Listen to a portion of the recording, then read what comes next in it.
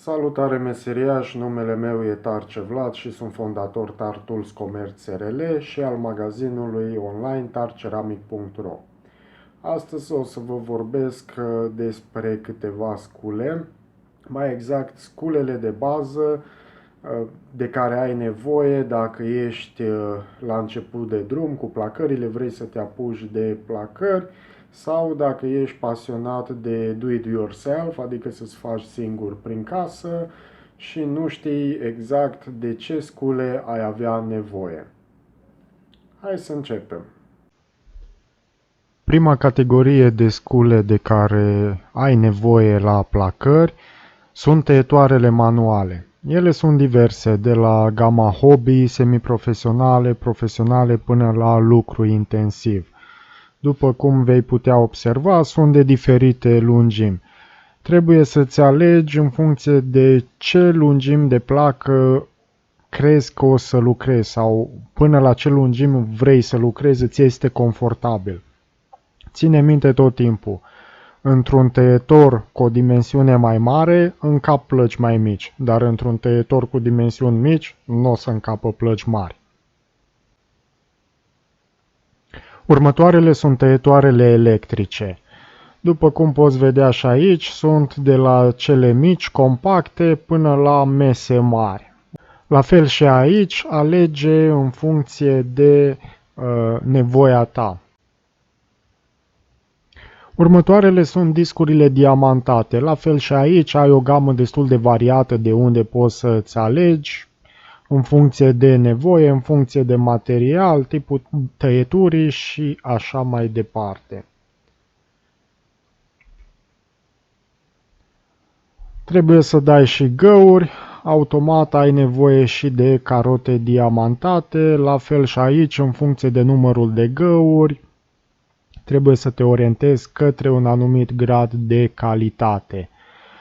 Având în vedere tipul prinderii, pe lângă sculele prezentate în acest video, o să mai ai nevoie de un polizor unghiular sau o mașină de găurit.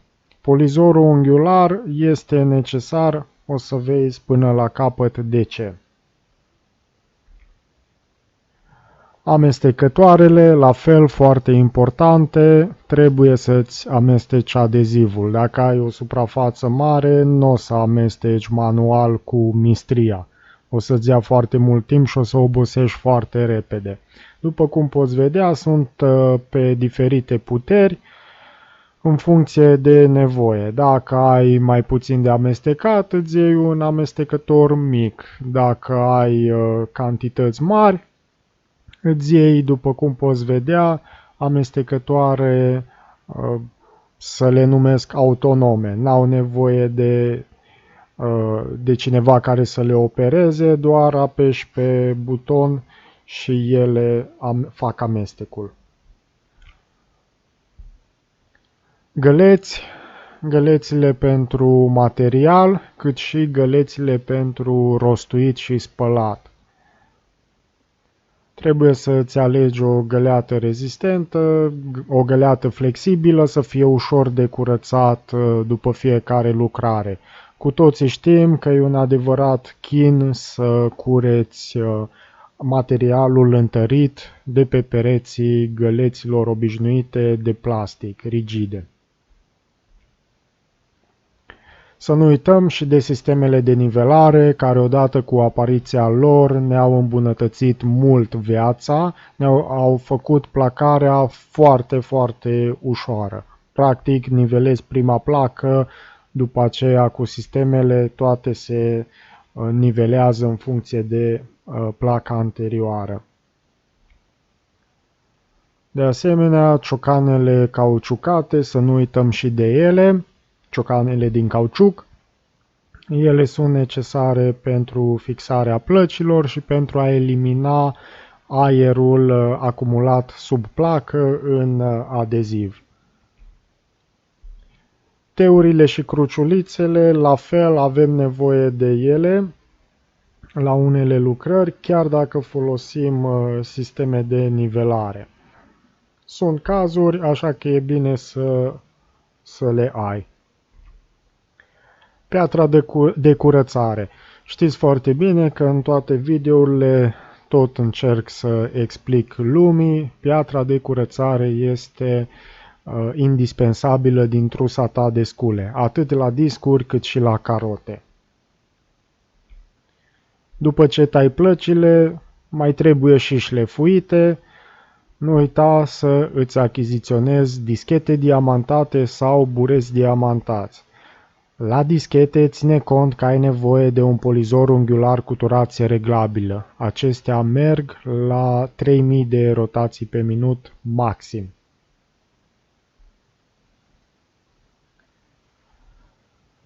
Și uite așa am trecut repede printr-o listă de scule necesare ca să te poți apuca de placări. Normal că în funcție de nevoie s-ar putea să ai nevoie de alte scule, scule speciale, dar asta este o altă discuție pentru videouri viitoare. Și să nu uităm și de gletierele dințate, chiar dacă nu ți le-am arătat în acest video pentru că deocamdată nu sunt listate pe site, urmează să mă ocup și de acest aspect. La fel sunt și acestea de diferite mărimi, o alegi pe cea potrivită în funcție de nevoie, de placă, de stratul pe care îl plachezi, substratul pe care îl plachezi, podea, perete, cât e de drept. La fel și despre gletiere o să discutăm într-un alt video. Dacă ți-a plăcut acest video, nu uita să ne dai un like, dă-ne și un subscribe, apasă și pe clopoțel ca să fii la curent cu noutățile postate de tarceramic.ro. Dacă ai prieteni care sunt interesați și ei de acest domeniu, nu uita să dai un share pe rețelele tale de socializare. Îți mulțumesc, ne vedem data viitoare!